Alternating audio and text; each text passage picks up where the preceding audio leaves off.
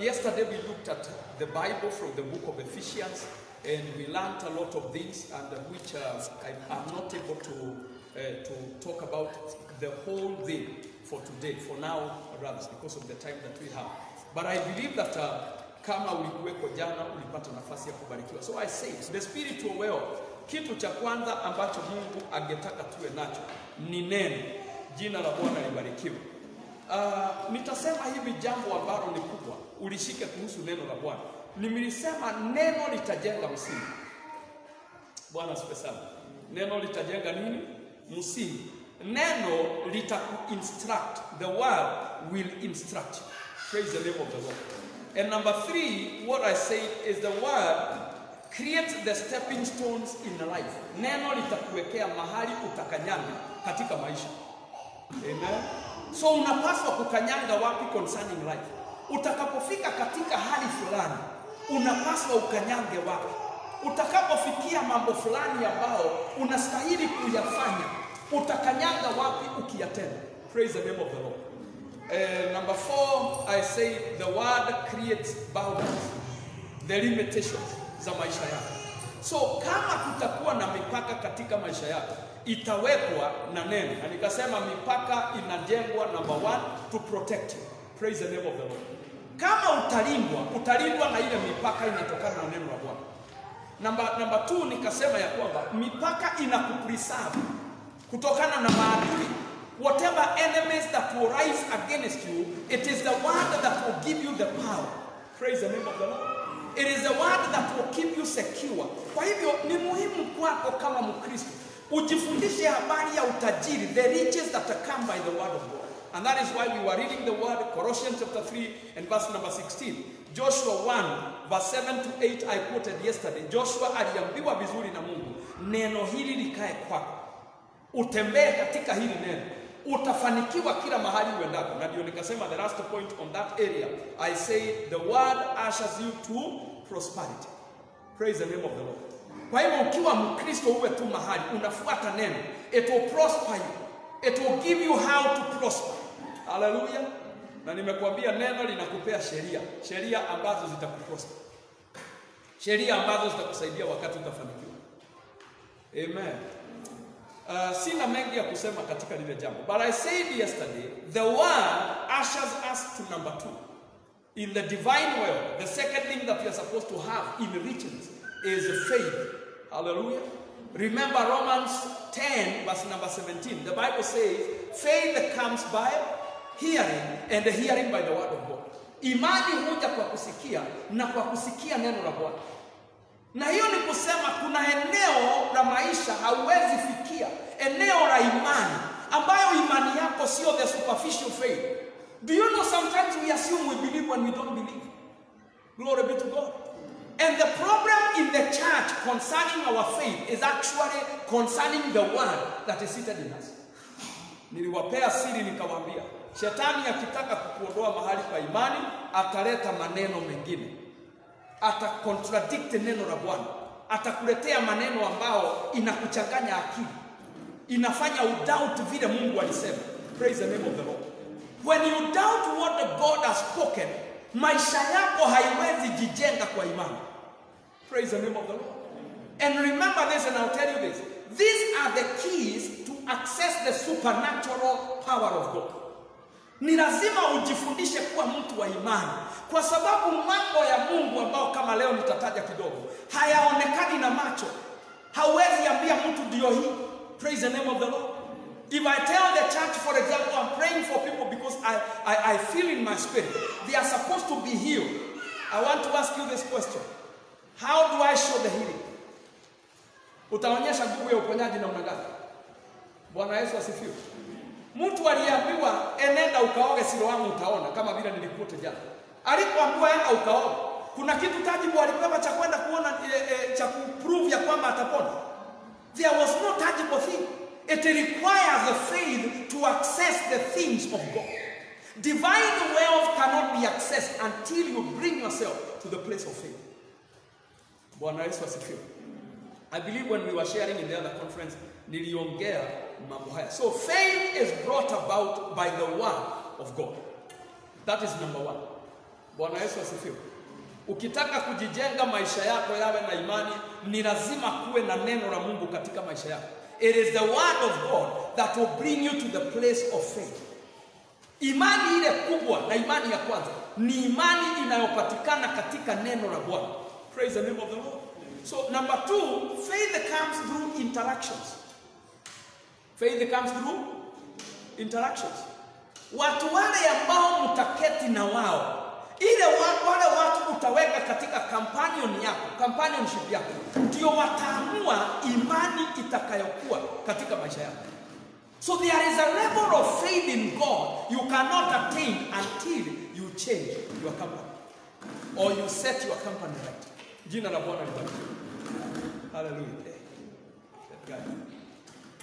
Praise the name of the Lord. So ni muhimu kwako kama mtu ambaye umeokoka, ujifundishe hili neno. Teach yourself to live with the right kind of people. People who inspire your faith. Glory be to God. Watu ambao wana imani. Niwaambie hivi, uangalie kanisa lile liliokuwa jangwani. Waisraeli hawakufanya dhambi kwa sababu ya watu 1,000,000 waliokuwa na mashaka. Walifanya dhambi kwa sababu ya watu 10 waliokuwa na mashaka. Walikiuka Mungu na hawakufikia ahadi za Mungu kwa sababu ya watu 10 ambao hawakuweza kuamini. 10 people who never believed. Praise the name of the Lord. 10 people who never walked in the word of God. 10 people who never said yes to the word of God. Watu wawili walijaribu kuwashawishi, hawangeweza. Bwana asifiwe sana. Na nitawaambia hivi. Faith will be influenced by what you hear. Kwa hivyo hata ukiweka watu, maana hutajizuia kukaa na watu, utakuwa na watu marafiki, maadui, utakuwa na watu wengi katika maisha yako. Ni lazima ujifundishe ni nini utakubalia katika masikio yako. Kama unataka kutembea katika imani ambayo ina access the supernatural. Praise the name of the Lord. Hallelujah. Yes. Mungu anaweza sema leo nimekuja kuponya watu. Utoke hapa ukiwa unasikia na ni kama nimeanza kupona. Ufike tu pale nje, mtu tu atokee tu hapo akwambie, leo pastor amejikakamua. Lakini leo nasikia alikuwa kwa mwili. Hata hiyo neno alisema watu watapona. Ninasikia tu alikuwa anaongea ili atutie moyo. Neno lile umelisikia. Ukikubali liingie katika moyo wako, uponyaji uliokuwa umeanza kushika, by the time unafika nyumbani, you are worse than you are. Praise the Lord. God's power is unlocked by the word. Kumbuka kuna maneno matatu niliwaambia. Ni maneno na samahani. Nikasema every word of God is pregnant. You remember? Kila neno la Bwana lina ujauzito fulani limebeba. Praise the name of the Lord. Kila neno la Mungu has power in it. Glory be to God. Bwana asifiwe. And how do you unlock the power in the word? By doing what is in the word. Ukifanya vile neno linasema, you unlock the word. Glory be to God. Nikasema jambo lingine ya kwamba the word carries a spirit. Neno lina roho fulani ambayo inalifuata. Jina la Bwana libarikiwe. Na ndio ni muhimu kwako ujifundishe. Na hii sio tu neno la Bwana, hata maneno ya watu utakayoyasikia kuna nguvu fulani ya mbele. Amen. Do you know kuna vitu kabla hujasikia hazina influence katika maisha yako mpaka siku ile utafanya nini? Utasikia. Unaweza ishi mgonjwa wa ukimwi na as long as haujui you are normal until the day utaingia kwa daktari akupime akwambie keti vizuri. Mambo hutokea na mambo ni mengi. Dunia ina mambo mengi.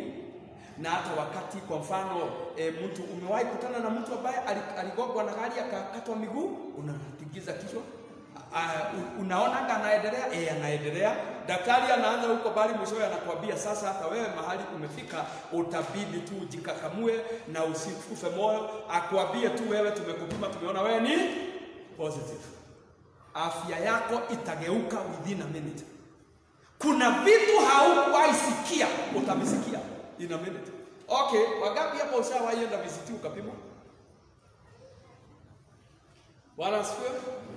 Kuna watu hapa tunaomba muende. Wangapi ulisikia butterflies kwa tumbo? Na wewe ni mgonjwa. Ni kitu gani unafanya usikie mavitu huko kwa tumbo? Unasikia gai mwana leo ule hii ile. Now I pray huko. Mpaka unaanza intercession in the name of Jesus. Na tuma spirit hiyo love na geuza na hauna au wewe ni mgonjwa. Ni maneno ambayo yamekufikia miaka nyingi. Yamejenga imani ya kwamba ukimwi ni ugonjwa mtu hawezi pona baada ya muda you die. Hiyo ndio siku unakuta unafanya hesabu za watoto watalelewa na nani huyo. Ndio matigo huko nimewaasa hivyo. Hakuna mtu amesema unakufa. Ni ripoti ambazo zimefikia. You know what I want you to understand? It is good for you to understand. If you will be a man or a woman of faith, ni lazima utachunga kile kinaingia katika masikio yako. Hallelujah. Wacha kukana na watu ambao wanakuambia mimi naonaga hii dunia mbona dangetora wewe hizi. Unajua hata hii dunia hakuna mtu ataishi kama mawe, hata mawe hupasuka. Sasa ni nini huyo mtu anakuambia? Kutoka hapo anaanza kudilute uwezo wako wa kuishi miaka. Praise the name of the Lord. Wewe unafikiri Adam aliuawa na nini? Adam aliuawa na hii. The Bible says, God said, if you eat from the tree, you will. Regeneration ilianza hapo. Praise the name of the Lord. Hata waliposikia Mungu walifikiri amekuja kutuua. Juu neno lilisema vizuri mtu atafanya nini? Atakufa. Akuraya lile tu. Maneno ni powerful. Praise the name of the Lord. Be careful. So if you want to live a life of faith, you must have the right company. Praise the name of the Lord. Imani ni kitu, ni roho. Imani huambukizana. Kwa hivyo ni kusema ukikaa na mwenye mashaka atakuambukiza nini? Mashaka. Ukikaa na mwenye imani atakuambukiza imani. Praise the name of the Lord. So it is good for you to understand that. Anyway, let's move on because there are some issues ambazo nataka tuangalie. Vile nataka understand ya kwamba the wealth that God is talking about, mambo yote ambayo tutaongea baada ya hii, they can only be accessed by faith. Hallelujah. They will come to you because you do what? You believe. You have the word, you have believed the word, and you are walking by the word. Now, let's go to number 3 because there is something about nataka tufikie ili tuweze kuisoma siku ya leo. So number 3 is prayer. Do you want to access divine wealth? Prayer is compulsory for a person who desires to access divine wealth. Maombi. Bwana asifiwe sana. Na maombi pia ni utajiri wa kiroho. Na ndio nitasema hivi, if you possess these things, you possess number 1, the word of God. Kuna neno katika maisha yako, you are already wealthy. Wewe ni mtu tajiri. Number 2, even you unaweza kuwa in possession of faith. Wewe unamiliki imani, you are rich. Usidanganywe na mtu, you are wealthy. Praise the name of the Lord. Because imani itafungua milango mahali hakuna milango. Imani itakuruhusu uingie mahali haungeingia. Maombi nayo ni huwa nasema ya kwamba prayer is the greatest indicator of faith in a believer. Ukitaka kupima imani yako, pima maombi yako. Bwana Yesu asifiwe. Na niwafundisha haya mambo. Ukijiona maombi yako ni ile ya mamali. Unajua kuna watu ambao wanaomba lakini wanafikiri wanaomba na hakuna kitu wanaweza pata. Maombi yao ni ile ya mamali. Mamali ni ile maombi ya hele ugai. Uliniwasilia, sasa Mungu, hii nyumba inafungwa, uko wapi? Alafu unaweka ile kwa uko wapi Mungu wangu? Kuna nyimbo za complain, kuna na nyimbo zingine nilisikia mtu akasema kabla hujaimba wimbo fikiria. Amen. Kuna wimbo mzuri sana wa Rose Muhando walionizalisha wamenikimbia. Sasa wewe umezalishwa ukakibiwa. Acha kuimba nyimbo zingine na wengine ni tu unaimba hivyo. Wewe unahitaji maombi maana wewe si nomo hauko nomo dugu. Kama unaweza imba huo wewe utazalishwa tuachane na hiyo maneno. Na sijasema wimbo ule ni mbaya. Kuna mtu anaweza imba ule wimbo kwa sababu ako katika situation hiyo. Praise the name of the Lord. Magonjwa mengi yameniandama. Wewe ni mgonjwa. Nyimbo zingine wachia mgonjwa aibe. Usije ukakaribisha vitu ambazo hazikuwepo. Praise the name of the Lord.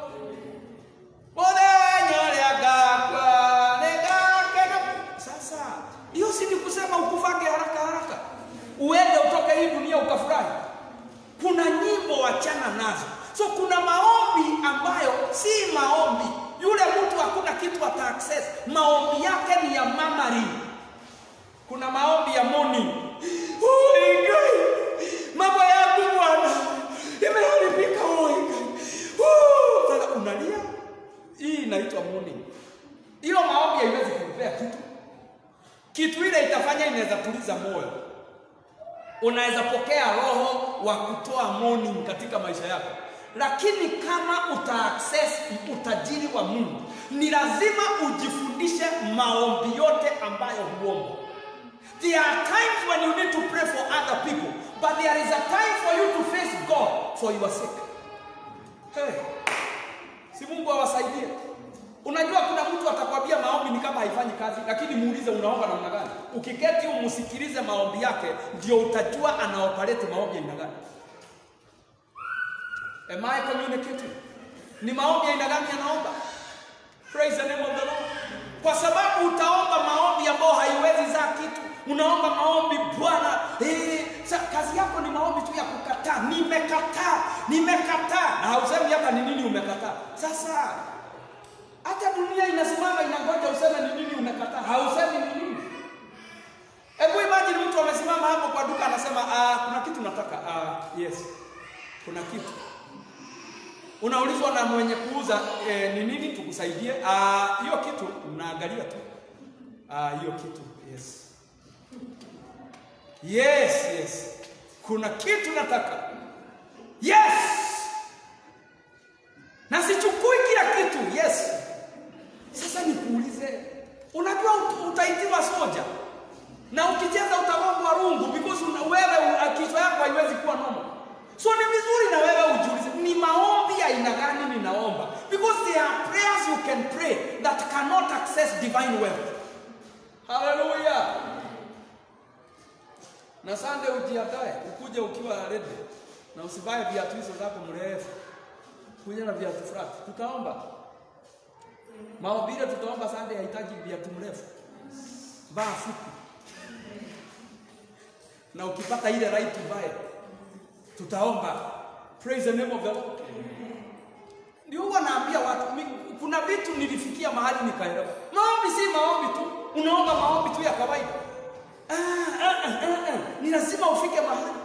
Biblia inasema ask of me and I'll give you the ends of the earth for your inheritance. Niombe miisho ya dunia nitakupea iwe urithi wako. Nikuulize wewe ni nini umeomba ili upewe? Ni maombi gani unaomba? Gayo nikumbuke. Yesu. Sasa okay, unataka ukumbukwe pande gani? Maana kukumbukwa ni kwa aina nyingi. Unaweza kuwa umefika umri wa kuoa. Mungu nikumbuke nifanye nini? Be open. Sema Mungu nipe mke. Sio kukaa ukizungusha Mungu. Bwana wewe unajua mambo yote. Hakuna kitu haujui Bwana. Yes, nimepokea. Umepokea nini? Yeye ambao umeambia akupatie amekupea nini? Galia jirani mwambie sometimes you have to know how to pray. Praise the name of the Lord. Kuna eneo la maombi halitaki mtu ambaye anakuja hapo pole na machozi.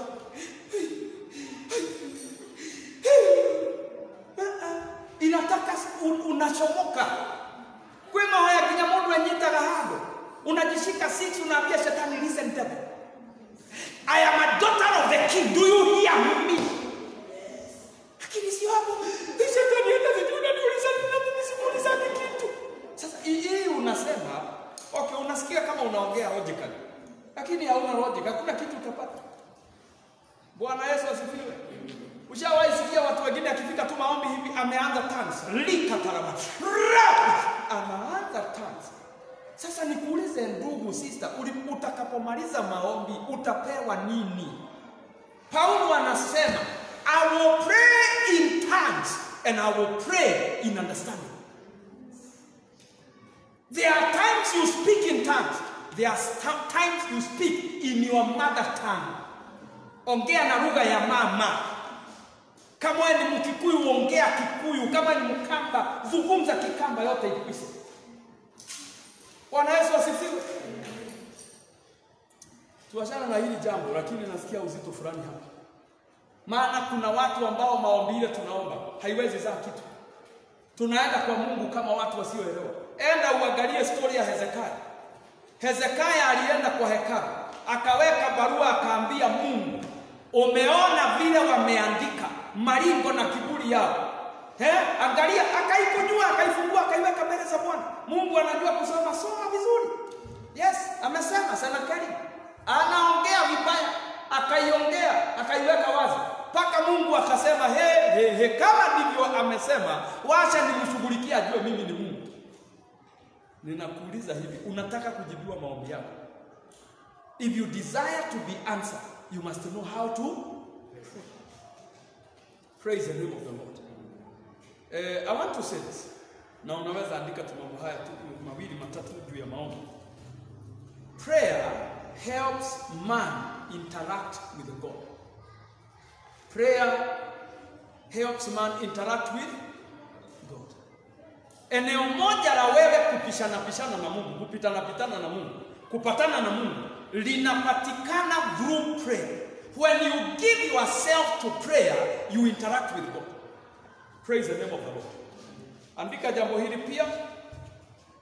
In interaction with God, you gain knowledge of Him. You know Him. Katika kupitana na Mungu, kupatana hapa na pale, unamjua. Jina la Bwana libarikiwe. Okay. Wagapi, sijui kama umemaliza kuandika. Wagapi hapa unajua mtu generous? Mtu generous. Yaani kuna mtu unajua, huyu mkienda na yeye huwezi shida jambo. Gai. Wengine, amjui mtu generous? Okay, wacha niulize hivi. Wagapi hapa mnajua mtu mimi? Mtu hata mkaenda na yeye hata muende mbinguni, hawezi kukupatia hata mana. Na inapeanwa, hawezi kukupea. Mnajua watu kama hao? Wewe hujui mtu mimi? Umebarikiwa kesho. Unajua? Mtu mtatembea na yeye mshinde. Unaona tu. Na akitaka kukula atakwambia, kuna kitu nimekupa duka ingine ilikuwa pale. Simama hapa ningoje. Wacha nimsalimie, nirudi. Mpaka unashindwa kama unaenda kusalimiana. Si twale hata mimi nisalimiane. Lakini ndugu atakuweka mahali kwa kakona. Maana alikwambia anasalimia mtu. Kumbe ameenda kujiweka tu viazi. Tu chips. Ndugu anaingia. Anakula tu chips. Alafu anasahau, anakuja anatudhipika. Unamuona na toothpick. Paka unamuuliza, waro miokedo. Anaambia, hii toothpick nimetoa tu kwa mfuko. Sema mtu anatafunaga kitu akitembea. Kuna watu mtatembea nao. Ananunua tu vitu anaweka kwa mfuko. Utaona tu anachomoa tu kajugu karanga. Mko na yeye lakini hawezi nunua jugu karanga paketi mbili akupatie moja. So I want to say this. Lakini hawa watu, mtu ambaye hujakaa naye, kama sasa kuna watu hapa, mimi siwezi sema wewe sio generous, na siwezi sema wewe ni generous. Itake koe. Sikujui. Amen. Kuna watu hapa hata tukikaa naye, mimi sijui kama unaweza nunulia mtu chai, because hata ujai ni abia ni kunywe chai. Sasa nitajuaje kama unaweza nunulia? Kitu najua uwezi. Sijaona, lakini sijasema ni nyinyi. Praise the name of the Lord.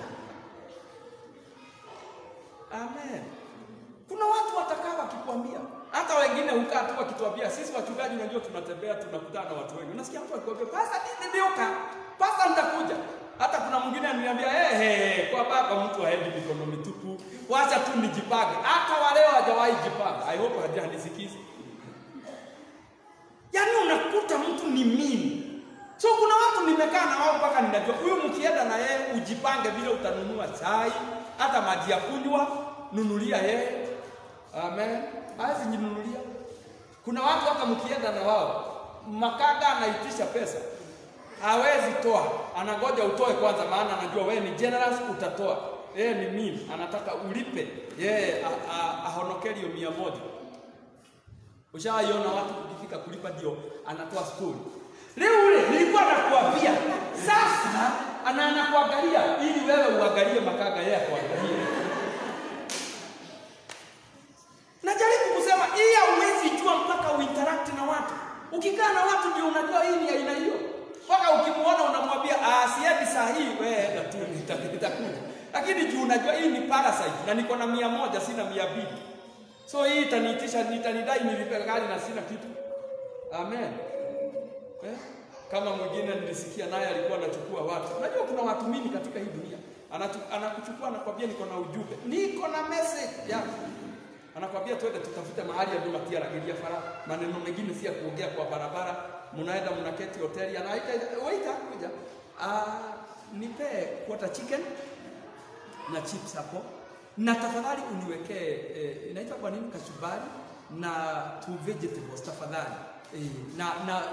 Na ukuje na juice napenda ile cocktail changanya yote. Unakwambia naye si uitishe kitu. Sasa unaitisha ulipiwe na nani? Na nabii.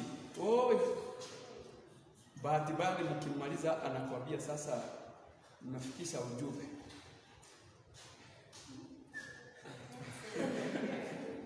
Anakupea kabia. Hataki kujua kama ulikuwa umejipanga ama hujajipanga. Na jamani, hebu nikwambie, in case ukafanywa hivyo siku moja na mtu, wewe lipa yako toka. Mwambie jipanga. Maana wewe hata ndio umefanya nikule siku anakula. Hebu lipa. Amen. Wacha akuchukie. Watu wengine hakuna njia ya kuwasaidia isipokuwa hiyo. Mnaniangalia aje kama nimeharibu injili? Injili inasema watu wale hawafanyi kazi, wanapenda kuhugura wakikula kwa watu, waachanwe na wao. Sio mimi ninasema, ni Paulo alisema. Yaani lazima niwasomee hapo ili muamini. Bwana Yesu asifiwe. Kahuguri amekatazwa kukaa katikati ya watu. Mtu ambaye akikuja ni mshene tu ako naye, unamwekea chai, anakunywa kikombe moja, anakuuliza kai, "Ukirikedo mtu angefanya kile akima ya mlala." Hata ugali ya kulala hakuna. Yaani mtu anataka ni lazima akule, amekuletea maneno ili toke chakula. Currency yake ya kulipa ni tuachane na hilo jambo. But if you want to access the divine world, ni lazima uwe na interaction na Mungu. Interaction na Mungu makes you know God. Hallelujah. When you know God, when you do what? You know God. Unapomjua Mungu, then number 3 will happen. You grow the second level of faith. Bwana asifiwe sana. Imani imegawanywa katika ma sections. There is a faith you don't attain until you know. Come on. There is a faith you don't attain until you do what? You know. There is faith built on knowledge. Mambo yale unajua ndio yajengayo ile imani. Si vile watu walisema, ni kile unajua, you are sure. Blessed be the name of the Lord. But if you cannot come to that level, nitakuahidi ya kwamba kuna vitu hautaona katika maisha yako. Because when you develop the second kind of faith, that is when, or that rather, that faith gives you access to the heavenly treasure. To the heavenly treasure. Imani hii ambayo inakuja na ufahamu, inakufanya you can ask for things because you know. Unajua. Hallelujah. Kama hasa hapa kuna mtu siwezi itisha 10,000. Ninakujua, wengine ni wanafunzi. Sasa unamuitisha 10,000 atoe wapi? Anaweza unataka akuwe mwizi. Lakini kuna watu hapa naweza kuja kwako nikwambie nitafutie 1000 ngapi? 10. Ninajua zinaweza patikana. Hata kama ni kujificha tu lakini zitapatikana.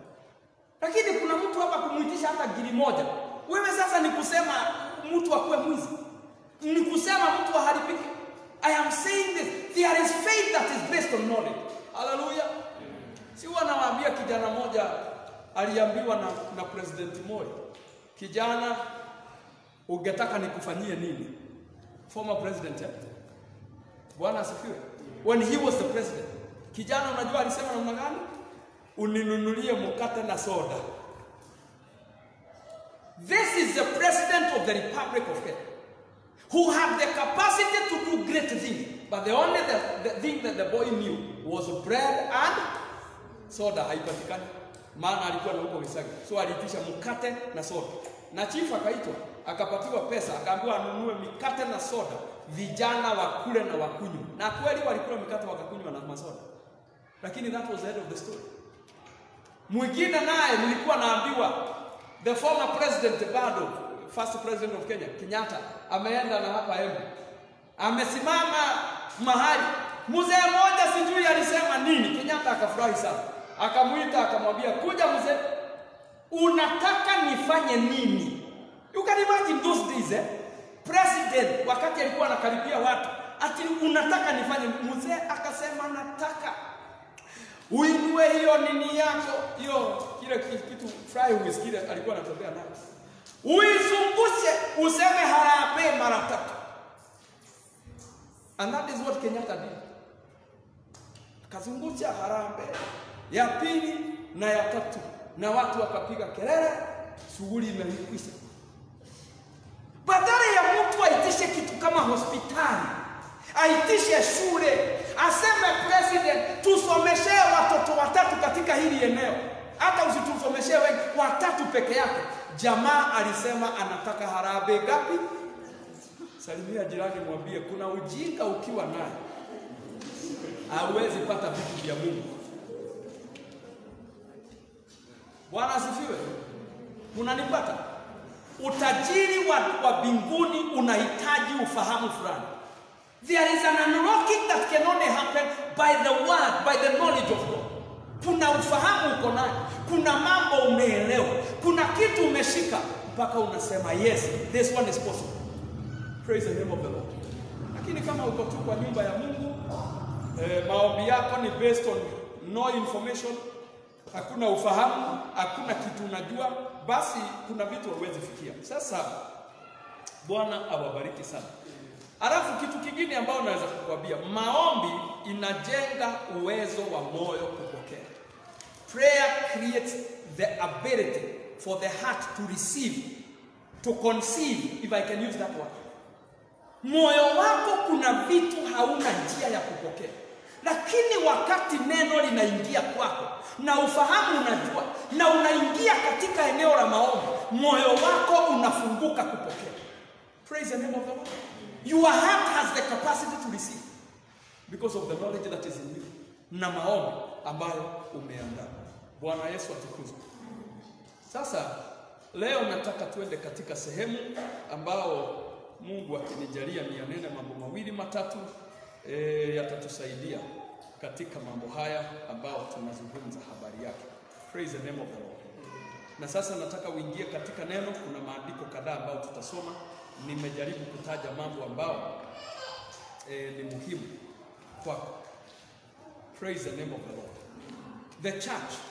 The other thing ambao ningetaka sasa kusema, after we become people of the world, all right, that is our number 1, and we become people of faith, and number 3 we become men of prayer.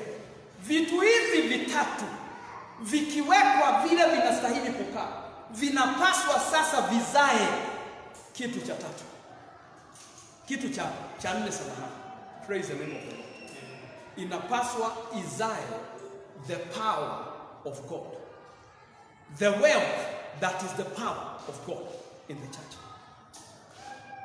Na mambo haya tuliyasema sana katika the previous conference, lakini nataka kuongea mambo kadhaa ambao Bwana ameweka katika moyo wangu. Acts chapter 19 and from verse number 1. Acts 19 from verse number 1. Biblia inasema namna gani? And it happened that while Apollos was at Corinth, Paul passed through the inland country and came to Ephesus. There he found some disciples. And he said to them, did you receive the Holy Spirit when you believed? And they said, no, we have not even heard that there is a Holy Spirit. And he said, into what then were you baptized? They said, into John's baptism. Verse 4, and Paul said, John baptized with the baptism of repentance, telling the people to believe in the one who was to come after him. That is Jesus. On hearing this, they were baptized in the name of the Lord Jesus, and when Paul had laid hands on them, the Holy Spirit came on them, and they began speaking in tongues and prophesying. Bwana abariki maneno haya. Bwana asifiwe. Paulo amefika kanisa la Efeso. Akawauliza wapendwa, maana alikuta wadugu, wapendwa ambao wako kwa kanisa, mlipoamini mlijazwa na Roho Mtakatifu? Wakasema, ai, kuna kuanga na Roho Mtakatifu, sisi hatujasikia habari hizo. Akawauliza, mlipobatizwa, into which baptism were you baptized? Wakamwambia ubatizo wa Yohana, na tulibatizwa habari ya kutubu. In fact ni yeye aliwaambia mlibatizwa habari ya kutubu, lakini Yohana alisema muaminie ambaye anakuja nyuma yangu. There is something better, there is somebody better who is coming after me. Praise the name of the Lord. Na yeye Paulo, Biblia inasema kwamba alipowafundisha mambo yale aliwafundisha, because this is a summary. Praise the name of the Lord. Alipowafundisha mambo yale aliwafundisha, wakaingia kwa maji wakabatizwa, baadaye akaweka mikono wakapokea Roho Mtakatifu. Praise the name of the Lord. And I've said this, my brother, the beginning of the workings of God will be in the word. Hallelujah. Mwanzo wa tenda kazi za Mungu utaanzia katika neno. Kwa hivyo kukikosekana watu ambao wanaamini, watu ambao wamefundishwa neno, watu ambao wameelezewa vile Biblia inasema, and the people who are walking by the word of God, nitakuahidi jambo moja, the church will be weak. Kanisa litabaki katika udhaifu. Knowledge of the scripture is key to receiving what the scripture has given unto us. Chochote Biblia imeandikwa hakiwezi tufikia mpaka kwanza tuwe watu ambao wanayajua maandiko. Bwana Yesu atukuzwe. Knowledge of the scripture. Maandiko uyasikie, maandiko uyajue. Wakati unapoyajua maandiko, basi kile maandiko yamebeba kinaweza kuwa chako. Praise the name of the Lord. Now listen to this one. Paulo akawaambia ya kwamba, ni nini mlipokea wakati mliamini? Wakasema, sisi hatukupokea kitu, maana hatukujua. Akawabatiza, akawawekea mikono, wakapokea Roho Mtakatifu. He knew they needed the flow of the Spirit. Mtiririko wa Roho. Jina la Bwana libarikiwe. Utajiri ambao hauonekani. Paulo hakuwauliza kama wamepokea magari, hakuwauliza kama wamepokea mashamba, aliwauliza kama walipokea Roho Mtakatifu. My brethren, the church today is losing the touch it has, and it was supposed to carry. Because of one thing, we have run away from the Holy Spirit. Tumeondokea nguvu za Mungu, tukawa kanisa ambalo lina emphasize mambo mengi katika the natural. Kanisa limekuwa too physical, linanena habari ya vitu vile tu vinaonekana. Nazo akili zetu, maana mambo yale yanaonekana, ni rahisi kuyashika, ni rahisi kuyafuatilia. Tumeondokea pia tamaa tuliyopaswa kuwa nayo. As I was praying concerning this meeting, praise the name of the Lord, I heard these words. Paulo aliwanenea habari ya Roho Mtakatifu, maana alijua badiliko kubwa katika maisha ya Waefeso ingetokana na Roho Mtakatifu. Bwana Yesu asifiwe. Can you go to your Bible in the book of Ephesians chapter 1? Waefeso sura ya 1. Tulisoma kidogo jana, lakini nataka tuangalie tu verse 1. Verse 1, 2, 3 hapo, halafu tumalize. In fact, wacha tuanzie verse 3, tuachane na verse 1. Inasema ya kwamba, blessed be God, the Father of our Lord Jesus Christ, who has blessed us in Christ with every spiritual blessing in the heavenly places. Ashukuriwe Mungu wa Bwana wetu Yesu Kristo, ambaye ametutajirisha katika mambo yote ya rohoni. Ni nini Paulo anasema? Angalia lile kanisa ambalo tumeongea habari yake. Lile kanisa ambalo alienda akawauliza kama wamejazwa na Roho, akawaombea kujazwa na Roho. Jina la Bwana libarikiwe. Angalia wakati anaandika barua, anasema nyinyi ni matajiri katika eneo la rohoni. Si Mungu atusaidie wapendwa, tufike eneo ambalo tunaweza itwa matajiri wa rohoni. Oh, hallelujah. Rich concerning the things of God. Not just wealthy in the natural. I don't just want to be wealthy in the spirit. So speaking. Praise the name of the Lord. Ninataka nibarikiwe katika kila eneo. Lakini naamini the appeal of the church, kazi ile kanisa linapaswa kutenda, haliwezi tenda kama hatujatajirika ndani. Bwana Yesu asifiwe. Mtu akibarikiwa na pesa, anahama ile estate alikuwa anakaa, nyumba ile alikuwa anakaa ya mabati, anatoka, anatafuta nyumba ya nini? Ya mawe. Akimaliza kukaa ya mawe single room, anabarikiwa, anabadilisha, anaenda double room. Ama anaenda nini? Ka bed sitter. Angalau kakona room na kakona mahali mtu anaweza ogea ndani, badala ya kwendanga bafu umejifunga leso na sijui na nini ingine. Bwana asifiwe sana. Mtu anahama, pesa zinahamisha mtu. Lakini utajiri wa rohoni, pesa zinafanya mtu ambaye alikuwa social anaacha kuwa social. Anasema ukienda kwa watu wanafikiria tu kukuomba pesa, mpaka watu wao wenyewe anawafungia mlango. Jina la Bwana libarikiwe. Pesa zinabadilisha mtu ambaye alikuwa anahubiria wengine, anawacha kuhubiri. Jina la Bwana libarikiwe. Do you know sometimes I miss vile nilikuwa naenda na mabasi, wakati mwingine nahubiria watu kwa basi. Nilikuwa naomba nafasi, nasimama, ninaambia kondakta nipe nafasi ninene na hawa watu. Na nasimama naambia watu mimi sio sadaka imenileta, ni kuenda tunaenda pamoja, nishalipa. Mimi ninaenda kuhubiri mahali fulani.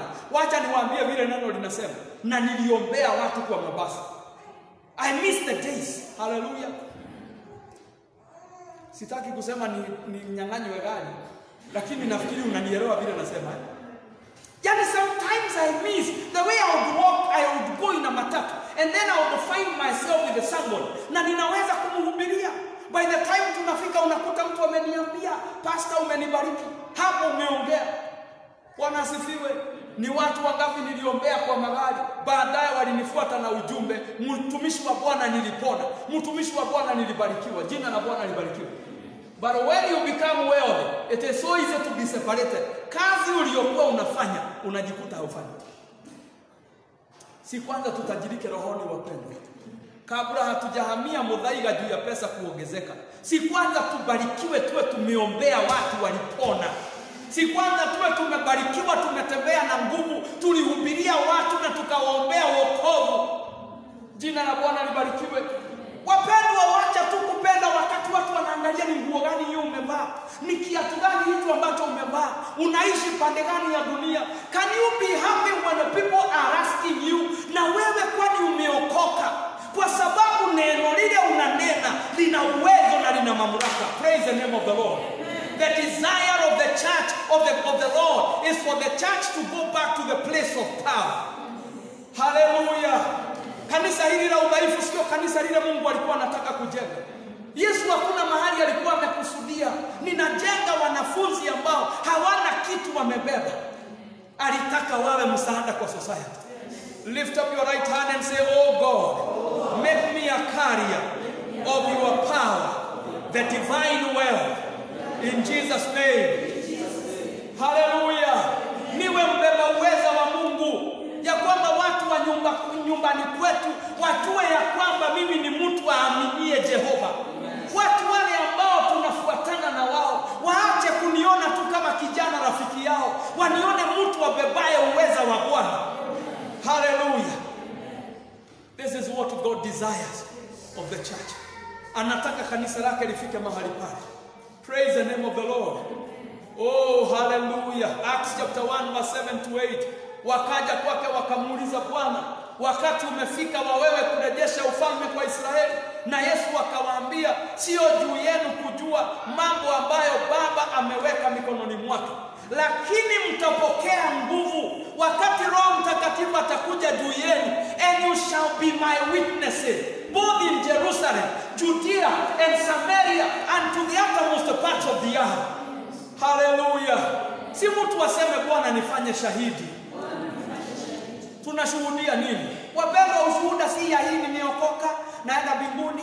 Wacha nikwambie, ninajua hiyo sio ushuhuda. Testimony ile Mungu anataka ubebe is a testimony that has power. Ushuhuda wa nguvu. Ushuhuda ambao hata kama hautaeleza mtu umeokoka, lakini anakutana na uwezo wa Bwana. Praise the name of the Lord. Wapendwa, mimi nimechoka kanisa ambalo hata linadharauliwa, kanisa ambalo halina heshima. Amen.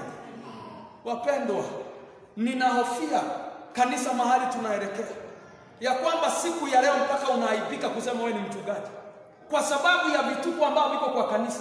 Instead of the church being known because of the manifestation of the power of God, we are better known for the manifestation of the power of evil. God forbid. I refuse to be a partaker of this. I want to be a partaker of the power of God. I want to help people by the power of God. I want to be known because somebody's life was changed. I want to be known not by the machine that I drive, but because of the power of God that is at work in my life. I want to be remembered. When I die, I want to be remembered because of the people that I touch by the ministry. Not by how many houses I had. Did I have a house in Mombasa where I could go for my luxury trip? Nilikuwa na nyumba Dubai.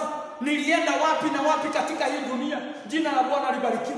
Ninashangaa vile watu wengine utakuta mtu amejiweka kwa mabango kila mahali, vile sijui nikaenda wapi. Ukihubiri tu kazi yako ni kutaja kule ulienda. Tena ulipoenda Uganda, ulipoenda Nigeria, ni kitu gani watu waliona ndani yako? Ni nani aliyeguzwa na nguvu za Mungu? Wacha kutuambia ulienda. Hata warogi walienda Nigeria kongamano la wachawi. Somebody say I refuse. That is not my portion. Hallelujah. Wapendwa, tufike mahali tukasirike. Kasirikeni kama Paulo alipoangalia kanisa akasema hamwezi kaa hivi wapendwa. Kuna kitu hamuna. Kuna jambo linahitajika katika maisha yetu. You need the power of the Holy Spirit. And I pray that we will receive this power. In this conference we will receive the power of God. For this is the intention of the conference. To be spiritually well. Mimi nachelea kanisa ambalo wapendwa, hata ukisikia mtu akiongea ubaya wa kanisa, there is nothing you can say. Unajua Paulo amekaa hivi anajaribu kuhubiria mzee mwingine hapa. Naye jamaa mwingine anakaa akiinterrupt. Akamwambia ashara na hautaona kuanzia sasa. Na mtu akawacha kuona. Mzee akaokoka. Jina la Bwana libarikiwe. Lakini kanisa letu nikwambia mtu watu baada tu utakutana na jehanamu, ndio wako na mwaki. Kuna watu hawataki waone moto jehanamu. Wacha waione kwa hii dunia, maisha yao ibadilike katika jina la Yesu. We are not called to curse, but there are people who must see the manifestation of the power. Yes. We are not called to kill, but there are people who need to see the power of God. Yes. Hallelujah. Nyinyi hamjasoma wakati Anania na Safira walikufa, kanisa la Bwana liliogopwa. Jina la Bwana libarikiwe. Lakini wakati mwizi anaiba mpaka kwa kanisa, hakuna kitu kinaweza mtendekea. Hawezi kutana na Mungu alale huku siku 3. Aliiba Thursday, mnamkuta Sunday asubuhi, mnamkuta kwa kanisa. Mnamuuliza ndugu, wewe ulifungiwa kwa kanisa ama kuliendaje? Anawaambia hapana, sikufungiwa. Niliangushwa hapa na uwezo wa Mungu. Angalieni, nilivunja dirisha, nilivunja mlango nikaingia, na singeiba chochote. Ni aibu wapendwa, na wapendwa tunapaswa kusikia vibaya wakati mganga anawezalisha watu nyasi, lakini sisi hakuna kitu tunaweza fanya. Ni kujiangalia tu na kusema Mungu, ni wewe unahukumu mambo yote. The Bible says I have given you all authority as it was given to me by the Father. Unasikia mahali tumepotelea? Moyo wako hata utaki kuamini tulipewa mamlaka. Jina la Bwana libarikiwe. Wapendwa, nitawaambia mimi nimekutana na stori za ajabu. Nimeona mambo ambayo si ya kawaida, na nimewaambia hivi mara nyingi. Testimony zangu zingine ndio hunipea moyo wa kuamini Mungu na kusimama kwa imani na kuhubiri injili ambayo ninaihubiri. I have seen the power of God. Praise the name of the Lord. There are people I spoke to, na mpaka wa leo ukienda kwao watakwambia this is a man of God. Alisema tu neno likawa hivi. Aliniambia kutakuwa na kukaa. Jina la Bwana libarikiwe. The power of God. Let us not be remembered by how good we used to preach. Let us be remembered by how powerful the word of God was. Na watu wale ilibadilisha. Lakini wakati kanisa litakuwa watu ambao mtu anakuja kwa ibada mpaka kazi yake tu ni kuiona na kulala jua na jaribu kushikanisha, hasiki kitu, hasiki chochote. Mtu anatoka kanisa vile alikuja, amekauka vile alikuja, anarudi nyumbani hana chochote. Miaka hiyo wapendwa imepita. Biblia inasema kanisa langu la mwisho litakuwa na utukufu kuliko kanisa la kwanza. This is the will of God, that will be a glorious church. Hallelujah. Oh, hallelujah. Paul said, we are rising from glory to... Do you want to say we go from a higher glory to a lower glory? The will of God is for the church to go to a higher glory. Jina la Bwana libarikiwe. Lakini shetani ameleta kitu cha kiroho cha ajabu. Watu wametosheka na nothing. Bwana asifiwe sana. Kanisa ni ngumu kukuta watu ambao wanalilia nguvu za Mungu. Watu utakuta mtu analilia rent mpaka anamwaga machozi makamazi inatoka kutoka. Mtu analilia kazi mpaka hakuli amefunga. Jina la Bwana libarikiwe. Ninashukuru Mungu. Wakati sikuwa najua habari ya kuvaa, sikuwa najua habari ya nini, nilifundishwa jambo moja. Una kazi ya Mungu umepewa kufanya, enda uombe na ufunge, Mungu akutumie. Bwana asifiwe sana. Unakumbuka wale ambao ni wa kitambo watakumbuka maombi mengine tulikuwa tunaomba. Ilikuwa inakaa ujinga sana. Bwana nisionekane, wewe ufanya nini? Uonekane.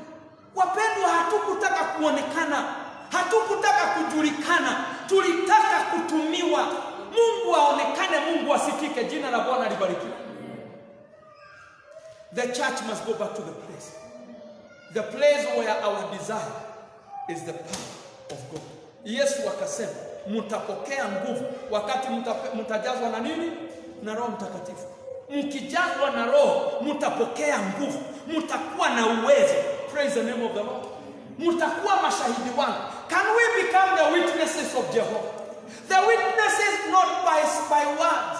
The witnesses not by the dressing ati tubadilishe nguo turefushe. Wapendwa, hata tukifunga kitambaa, kweli huo ni ushuhuda ya kwamba sisi ni wa kanisa hili ya vitambaa. Lakini wapendwa, kuna mahali tumefika, haijalishi kama umefunga kitambaa, haijalishi kama ulikula vizuri, haijalishi kama ulikula terere, wewe simama, nguvu za Mungu zionekane katika maisha yako. That is the will of God. That is the purpose of God. That is what the church is supposed to be. A powerhouse. Praise the name of the Lord. Wapendwa, nimekusomea neno Acts 19 from verse 1. Si mnakumbuka mahali tumesoma Paulo, Biblia inasema ya kwamba na wakajazwa na nini? Na Roho Mtakatifu. Nao walifanya nini? Walinena kwa lugha mpya na kutabiri. Hiyo ni katika verse number 5. Verse number 6, sorry. And when Paul had laid hands on them, the Holy Spirit came on them, and they began speaking in tongues and prophesying. Wakaanza kunena na lugha na wakitabiri. Blessed be the name of the Lord. Wananena na lugha wakifanya nini? Wakitabiri. That was a manifestation. Angalia kanisa la Efeso. Angalia barua ile wameandikiwa. And you will realize they were wealthy in the things of the Spirit. Hawa si watu wa kucheza na wao. Ni watu waliojawa na uweza na mamlaka ya Mungu. Bwana Yesu atukuzwe. Si kanisa lirejee hapo wapendwa. Si kanisa lirudi mahali kuna nguvu za Mungu. Hallelujah. If you read your Bible, Acts chapter 9, na leo nitakuta Acts sana. Acts chapter 9, Matendo 9 kuanzia mstari wa kwanza hadi wa 19. Biblia inasema Paulo anawaka moto akienda kushika wandugu. Lakini akiwa jiani akakutana na Mungu ambaye huangusha watu walio juu ya farasi. Akagongeshwa chini na Mungu. Macho yakapotea. Praise the name of the Lord. Hallelujah. Jamaa anaenda na testimony there mpaka hakuna mtu alimhubiria.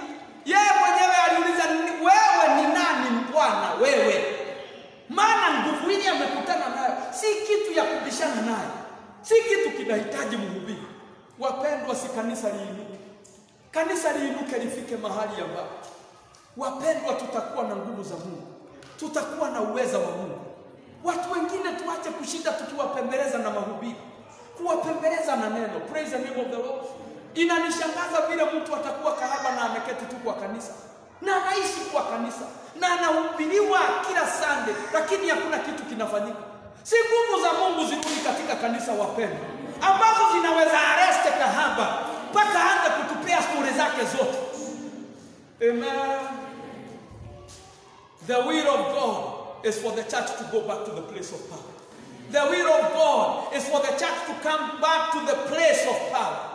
Kanisa liache kuwa dhaifu. Kanisa liache kuwa na watu ambao ni kama kupembelezwa, tunapembelezwa kuokoka. Wapendwa, tutaishi maisha gani hii ya watu ambao ni wadhaifu leo, wiki mbili mnyonge, wiki moja ameinuka, hiyo ingine 3 ako chini, mpaka ukikutana naye anakuambia ninasikia niko down. Niko down. Kuna stress. Kanisa imejaa stress. Wapendwa, si tujawe na nguvu za Mungu ya kwamba wakati tumeokoka we can uproot the spirits of the enemy. Hata wakati kuna mambo ambayo yametukumba, we have the power to overcome. Praise the name of the Lord. Hallelujah. Biblia inasema na Mungu akatuma Anania. Anania akaja, yule muuaji amekutwa. Wakati Anania aliingia, ukisoma hapo mstari wake wa 16-17 hapo, Biblia inasema Anania akamwambia brother Saul, nimetumwa na Bwana kwako upate kuona. Na kabla hatujaongea sana na upokee Roho Mtakatifu, akaweka mikono, macho ikafunguka. Praise the name of the Lord.